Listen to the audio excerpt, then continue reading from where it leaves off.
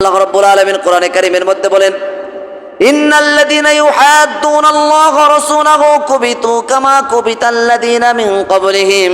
আমি তোমাদেরকে অপছন্দ করব ঠিক যেমনি ভাবে অপছন্দ করেছিলাম পূর্ববর্তী নবীগণের উম্মতদেরকে।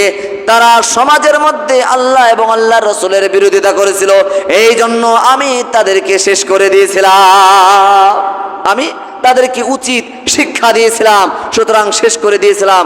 সাবধান, সতর্ক হয়ে যাও, তোমরা কখনো আল্লাহ তাআলার রাসূলের ব্যাপারে তোমরা কখনো বিরোধিতা করবে না। যদি করো তাহলে তোমরা ধ্বংস হয়ে যাবে। যে জাতি আল্লাহ তাআলা রাসূলের বিরোধিতা করছে, আল্লাহ এবং আল্লাহ রাসূলের বিরোধিতা করছে, ব্যক্তির জীবনে, পারিবারিক জীবনে, সামাজিক জীবনে, রাষ্ট্রীয় জীবনে, সকল কর্মক্ষেত্রে তাদেরকে দেশ থেকে পালিয়ে যেতে হয়েছিল। কথা ঠিক কিনা?